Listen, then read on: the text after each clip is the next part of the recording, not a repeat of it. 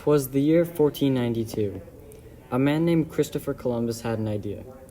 He saw that the current routes to Asia were far too long and dangerous as well, and he thought to sail west to find a faster, safer route to Asia. But first, he needed money to fund his exploration. Columbus sought an audience with many governments and monarchies, but alas, he was not able to secure the necessary amount of coinage to be able to pursue with his plans.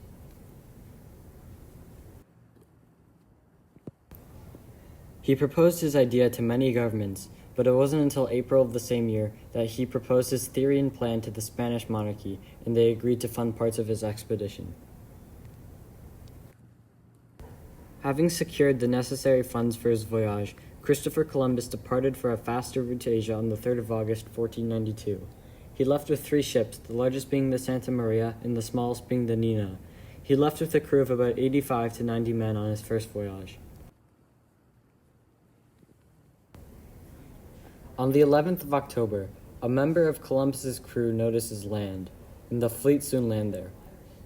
Columbus is surprised to find land to the west of Europe, as he expected the west to be a direct route from Europe to Asia, with no land masses in the way.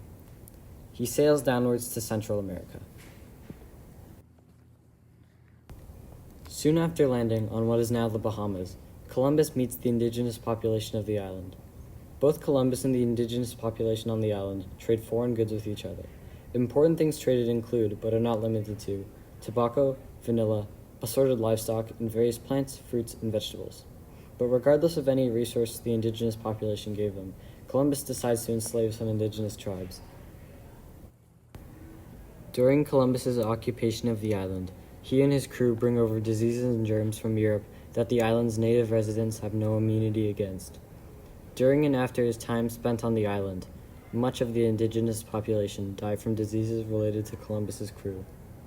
The impact of Columbus's first voyage to America is historically significant. He made 3 more visits to North America in his lifetime, each of them equally or more significant than his first visit.